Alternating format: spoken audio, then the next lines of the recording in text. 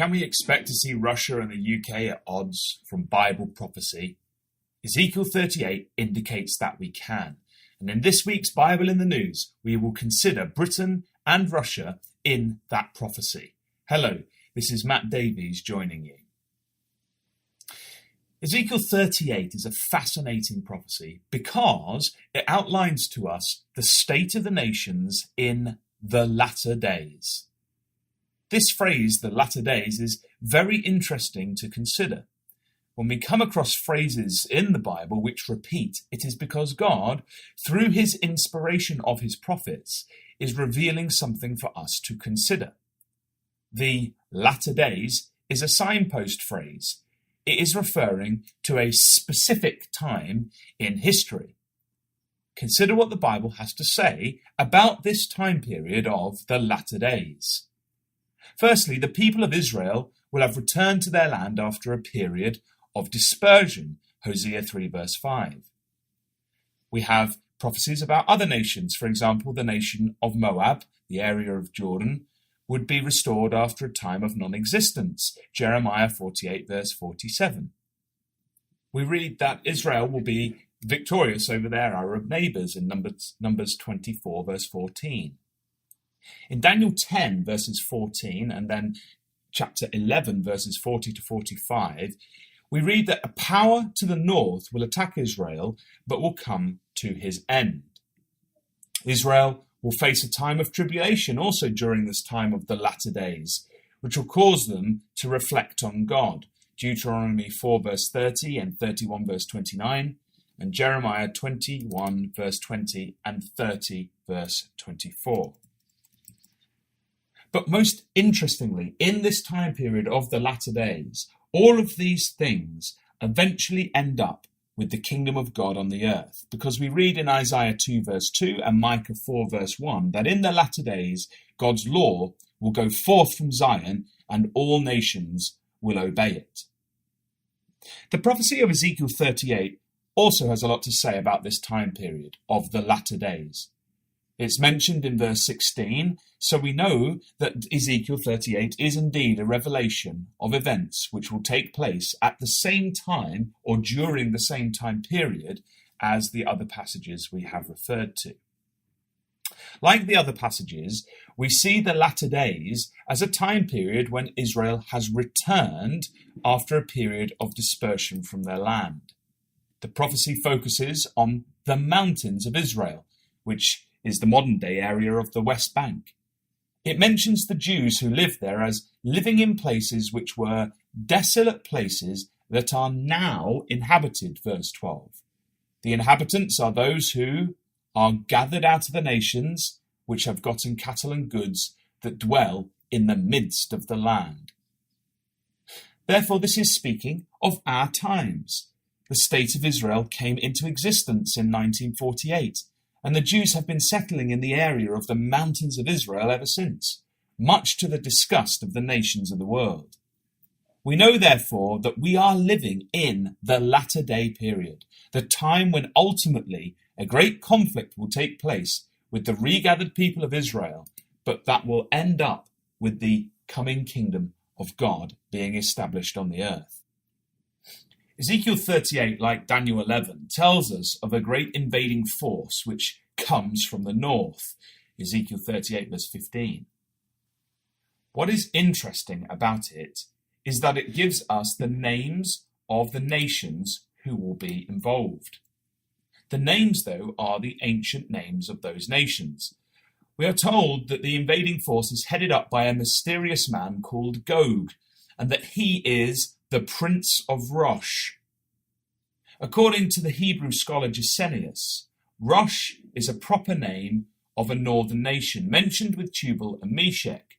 Undoubtedly, says Gesenius, the Russians, who are mentioned by Byzantine writers of the 10th century under the name of the Ross, dwelling to the north of the Taurus Mountains, and described by Ibn Foslan, an Arabic writer of the same age, as dwelling on the river Ra, or the Volga. Another scholar called Clyde E. Billington Jr. states, historical ethnological and archaeological evidence all favour the conclusion that the Rosh people of Ezekiel 38-39 were the ancestors of the Ross people of Europe and Asia. The Rosh people who are mentioned in Ezekiel were well known to ancient and medieval writers by a variety of names which all derived from the names of Tyrus and Rosh. Those Rosh people who lived in the north of the Black Sea in ancient and medieval times were called the Ross, Rox, or Rossi from very early times.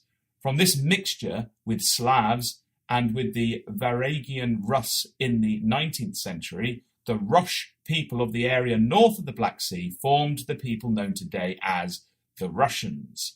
Clyde E. Billington Jr., The Rosh People in History and Prophecy, Part 3, Michigan Theological Journal from spring 1993. Now, from this evidence, Gog then is the leader of the Russians. Currently, the leader of the Russians is one Vladimir Putin. Putin recently won another election as Russia's president, which will keep him in power for another 6 years.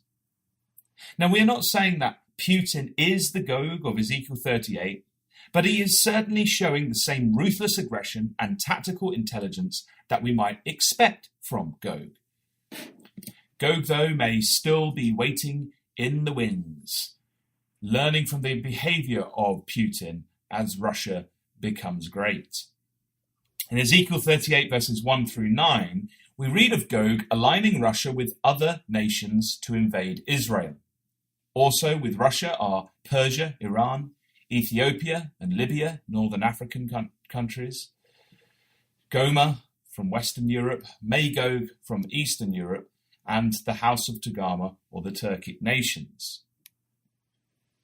The British power is also in Ezekiel 38, but is not with the attacking force who comes against Israel. They are found in verse 13 under the name Tarshish.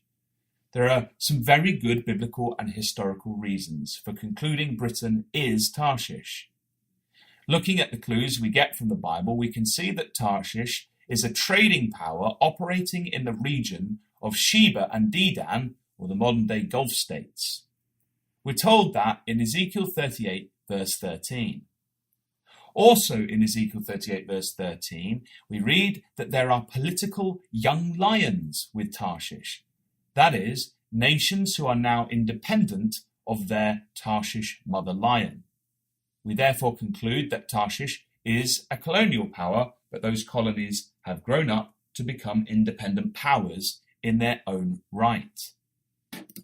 From other parts of the Bible, we find that the Tarshish people are descended from Japheth, and an area which is an island or a coastal land, Genesis 10, verse 4 to 5. It is thought that descendants from these men immigrated to the far west of Europe. In passages such as 2 Chronicles 9:21, Psalm 48:7, Isaiah 2 verse 16, 23 verse 1, 60 verse 9, and also in Ezekiel 27 verse 25, Tarshish was known as an ancient maritime power. Some of the oldest boats ever discovered have been found in and around Britain. Tarshish was an ancient trading power who was active in global markets and in the past particularly traded with India. 2 Chronicles 9 verse 20 to 21 teaches us this. In Isaiah 23 verse 6, we also read a prophecy of how Tarshish would take over from the trade of Tyre, the ancient Phoenicians. And from Ezekiel 27 verse 12, we can see that in ancient times, Tarshish was a source of silver, iron, tin, and lead, and it traded these with the ancient Phoenicians of Tyre. These metals are located in abundance in Britain, and there is abundant evidence that they were mined and traded in ancient times. When you piece all of these things together, it would appear that only Britain fulfills the requirements of the biblical clues of who Tarshish is. But what does this Tarshish power do in Ezekiel 38? Well, 2 points here. Firstly, Tarshish is on an opposite side to the Ross power. And the second point is that when Russia and her confederacy invades Israel, the Tarshish power can only say, "Art thou come to take a spoil?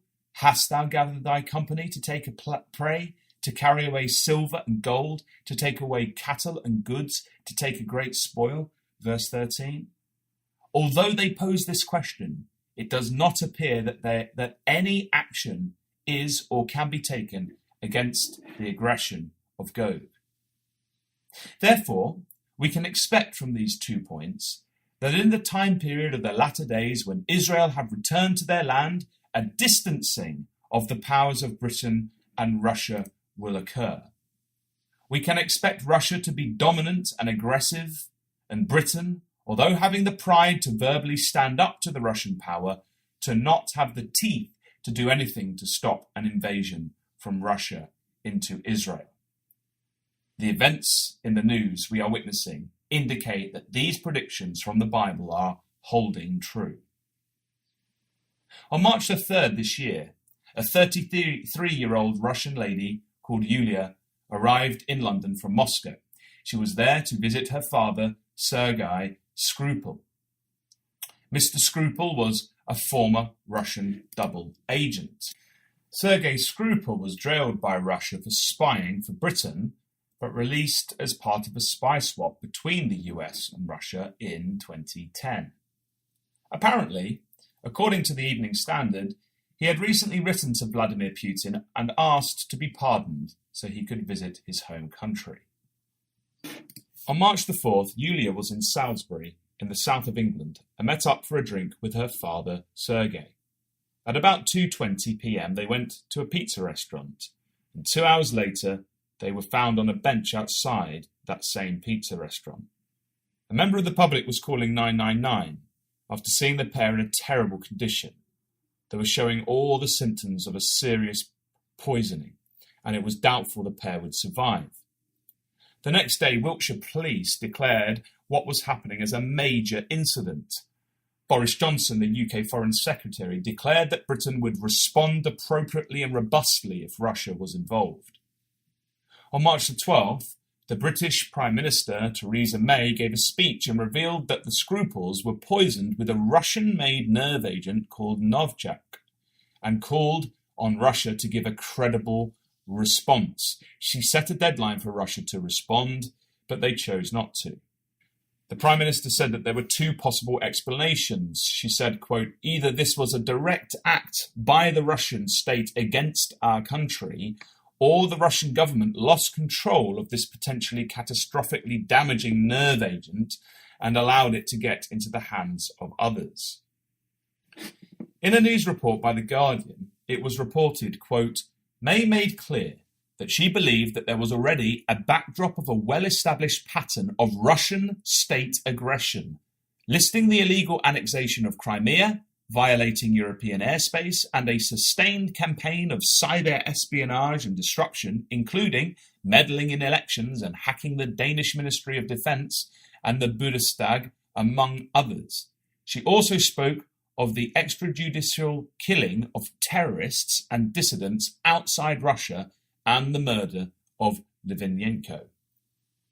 End quote. After the deadline was ignored, 23 Russian, quote, "undeclared intelligence officers," end quote, were expelled by Britain. Many other nations condemned Russia and expelled diplomats in solidarity with the UK. Britain has not shown their evidence that the nerve agent was Russian, and this has led to some in the international community condemning Britain. Russia denies all connections with the attack. But the game continues, though, because on the 7th of April, the BBC ran a report entitled "Russian Spy, Embassy Request is Diversionary Tactic, Says UK." The report has come after Russia has asked for a meeting with the UK to discuss the incident. The report stated, quote, "The Foreign Office has described a Russian request for a meeting with Boris Johnson on the Salisbury poisoning as a diversionary tactic. The Foreign Office said Russia's response had been unsatisfactory as it had been 3 weeks since Russia was asked to engage constructively. The Russian embassy said it was high time for a meeting on the inquiry. Current interaction between the embassy and the Foreign Office was utterly unsatisfactory, it said. The Foreign Office said it would respond to the invitation for a meeting between Ambassador Alexander Yavenko and Foreign Secretary Mr. Johnson in due course. It said, "It's over 3 weeks since we asked Russia to engage constructively and answer a number of questions relating to the attempted assassinations of Mr. Scruple and his daughter.